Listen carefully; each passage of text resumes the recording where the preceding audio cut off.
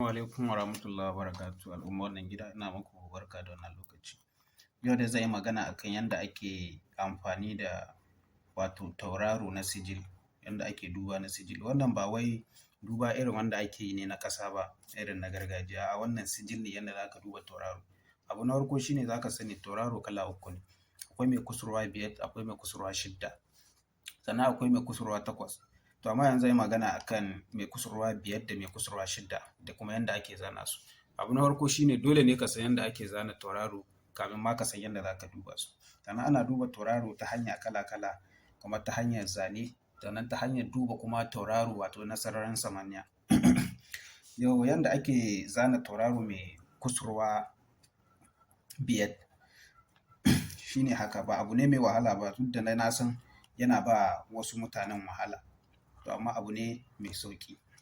Haka ake zana mai kusurwa biyar, sannan kuma haka ake zana mai kusurwa shidda.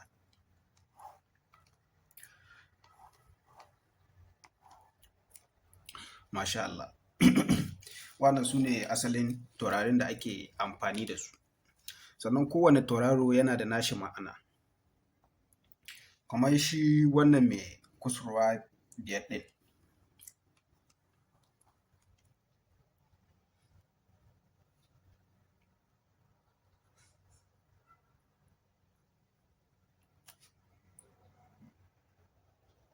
Nan muna da ruhi,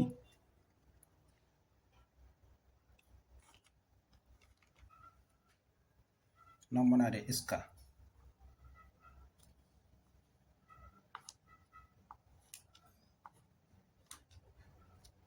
nan kuma duniya ce.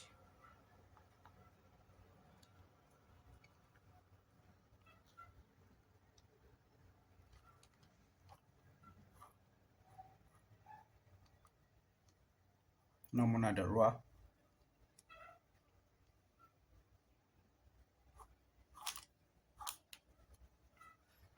nan kuma wuta. Haka kazalika shi ma wannan, nan muna da ruhi, shi ma nan haka iska, iska sama ne. Iska, nan duniya, nan wuta,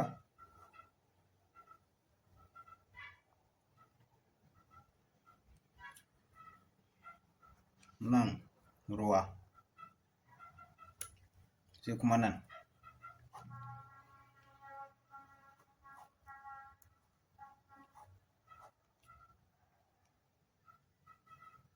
Ƙarfe. Wannan su ne asalin taurarin. Tauraro ba zai zama haka ba sai in kamar misali kana so ka yi bincike ne akan wato ruwa ko kuma gobara misali. To sai idan tauraro na sama ya kalli ƙasa, na ƙasa ya kalli sama, kamar yadda kuka gani. To idan na sama ya kalli ƙasa, na ƙasa ya kalli sama, abin da zai bada shi ne tauraro mai kusurwa shidda ya hita daga tauraro mai kusurwa biyar kuma. Kuma haka kenan, na sama ya kalli ƙasa, na ƙasa ya shiga ciki, ya kalli sama. Abin nuhi shine idan ka fara duba taurari, wannan na kallon wannan na kallon wannan misali, kana kallo a hankali a hankali har suka shiga cikin juna. To ba maganar tauraro mai kusurwa biyar ake ba, maganar tauraro ne mai kusurwa shidda. Ciki ne ake yin bincike.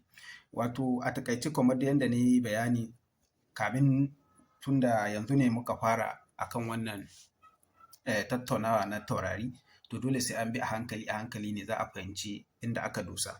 Masha Allah. Sannan kuma alƙalumman da ake amfani da shi wajen duba taurari shi ma wannan yana da muhimmanci da mutum ya san shi. Kamar irin haka,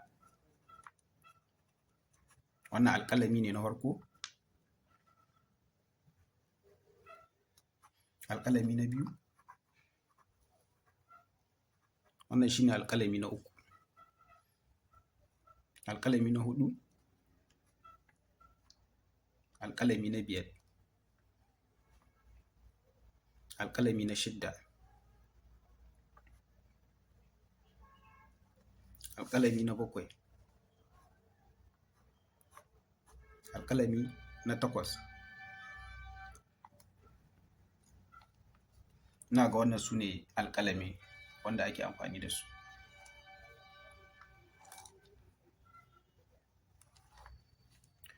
Idan kuka duba alƙalumma ne da ake amfani da su a nan wurin wanda na zana. To idan kuka duba alƙalumman kuma sun tsaya akan wannan alƙalami ne. Kun ga wannan alƙalami shi ne aka tattara wa'annan alƙalumman aka tsaida su a waje guda. Nan shi ma alƙalami ne a ciki, amma iska ne. Shi na sa bai da alƙalami na zane sabida iska ne. Nan kuma ruwa ne. Ina fatan an gane. Nan ruwa ne, nan kuma iska. To kamar dai yadda na faɗi a hankali za mu bi insha Allahu zan yi bayani akan kowanne da kuma yadda ake amfani da su. Sannan kuma bari na ɗan taɓo tauraro mai kusurwa wato takwas.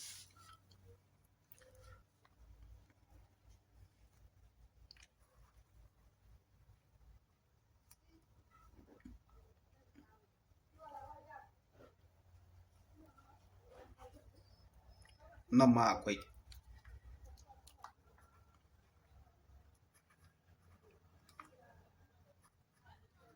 Nan duhu.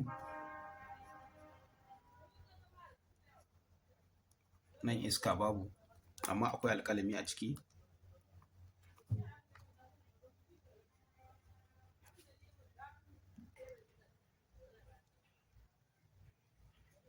Nan kuma ruwa.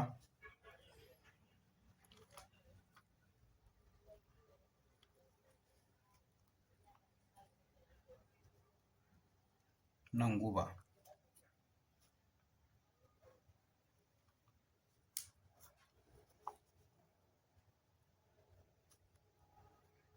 Nan lafiya.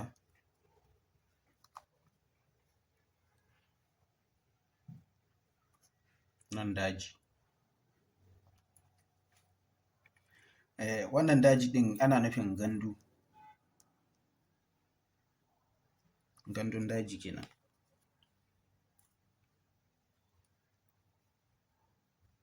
Nan kuma tsawa. Tsawa kowace iri ko ta mutum kuma ta idan ana ruwa misali.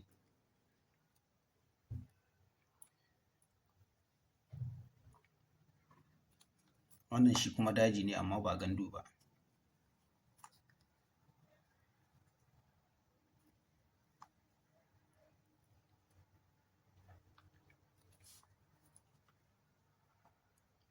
Wuta.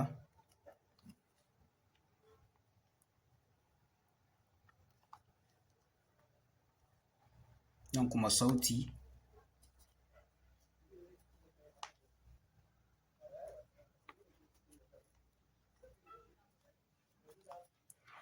Nan ƙanƙara.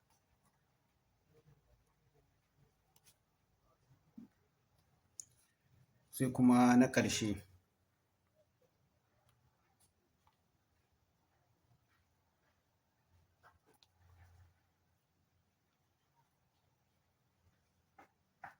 Shi kuma duniya. Wannan shi ne wato tauraro shi kuma mai kusurwa takwas. Za ku ga alƙalumman da a ciki ƙwara 12 ne. To mai kusurwa takwas shi ne mai wannan. Yanda ake amfani da su akwai wanda suke ciki akwai wanda suke waje. To abu na farko shi ne da za ka sani dangance da duba tauraro wato na sigil shi ne lissafi ne. Ba ma na sigil ba duk wani tauraro ko bugun ƙasa ne ko na iska ne ko ma na menene lissafi ne. Sai ka lissafa ne za ka tabbatar da shi. Sannan wannan ba wai sai a zane ba. Ba dole sai ka zo ka zana ba. Idan har iliminka ya kai ko da ɗaga sama ido ka yi sama insha Allah za ka iya lissafawa kuma ya baka wato abin da ka buƙata.